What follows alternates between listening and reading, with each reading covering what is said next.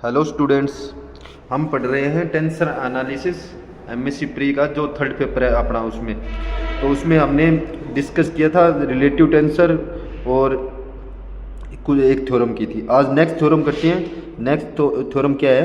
There is no distinction between contravariant and covariant vector when we restrict ourself to rectangular Cartesian transformation of coordinate.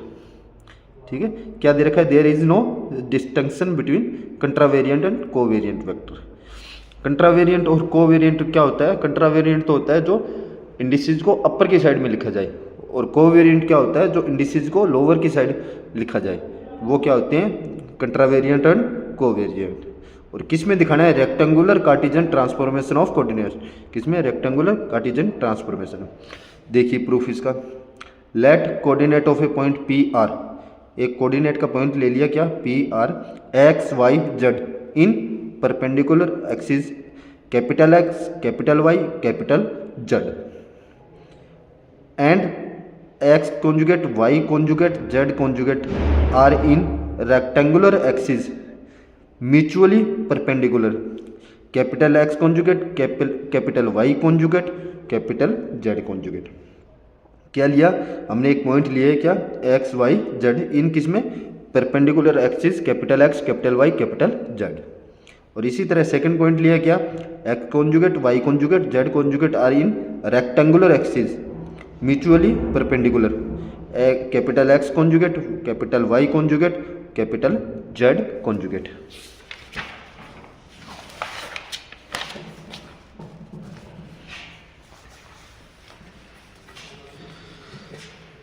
अब देखिए,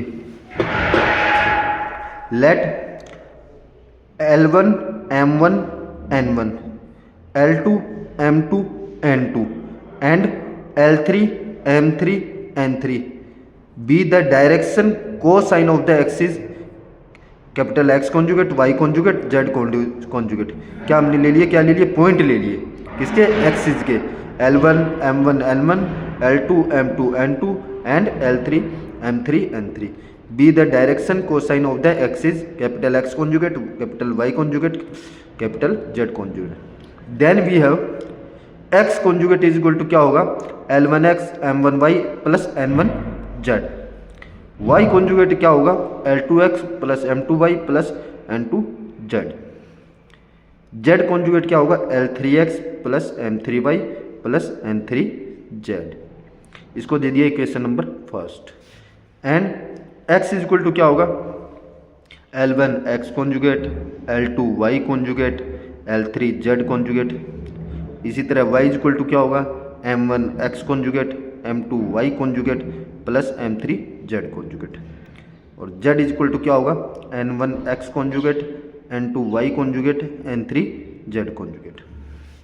दो equation हो गई अपनी, first and second. Now consider contravariant transformation. क्या करेंगे? Contravariant transformation consider करेंगे। क्या होता है? A conjugate I is equal to A alpha del x conjugate I upon में डेल एक्स अल्फा। अल्फा की वैल्यू 1 से लेकर 3 तक, क्योंकि अपने पास 3 ही एक्सिस है, तो क्या होगी? 1 2 3।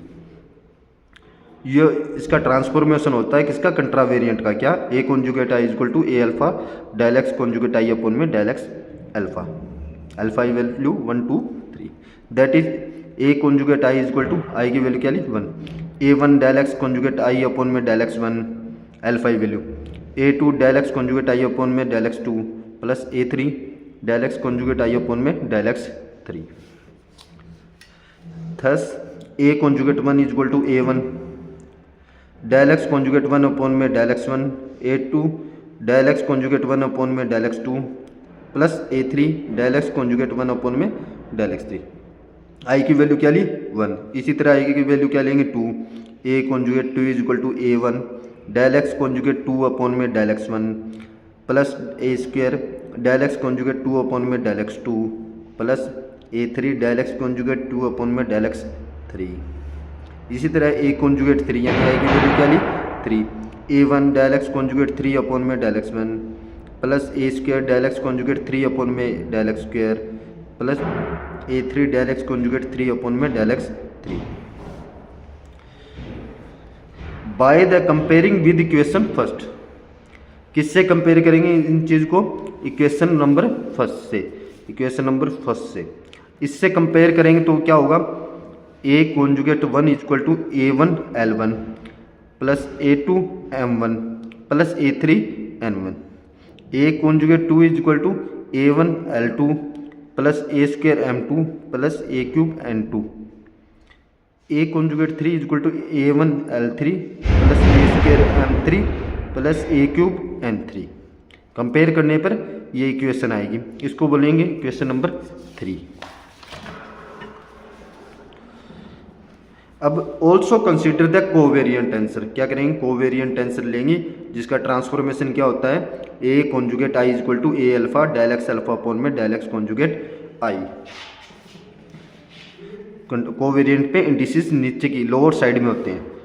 That is A conjugate I equal to A one del X one upon में del x conjugate I plus इसमें अल्फा की वैल्यू क्या लेंगे? 1 A2 3 ऐसे A2 डेल एक्स 2 अपॉन में del x conjugate I A3 del x cube upon में del x conjugate आई। इसी तरह आई की वैल्यू 1 2 3 लेंगे तो A conjugate 1 is equal to A1 del x 1 upon में del x conjugate 1 plus A2 del x 2 upon में del x conjugate 1 plus A3 del x 3 upon में del x conjugate 1। इसी तरह आई की वैल्यू क्या लेंगे? 2 A conjugate 2 is equal to A1 del x 1 upon में del x conjugate 2 plus A2 del x 2 upon में del x conjugate 2 plus A3 del x cube upon में del x conjugate 2।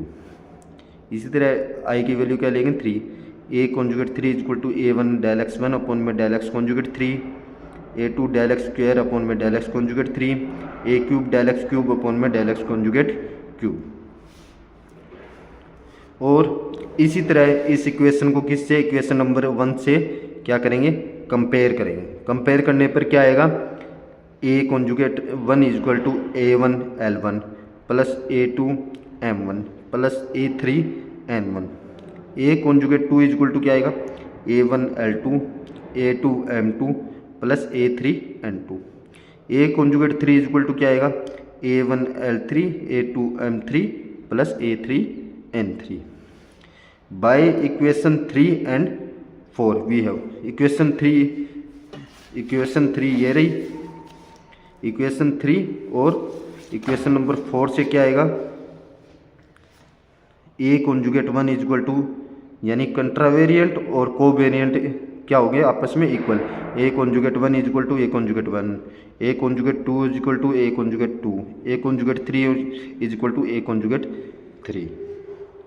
यानी covariant और कंट्रावेरिएंट क्या हो जाएंगे? दोनों इक्वल हो जाएंगे। ठीक है, ये थी थ्योरम।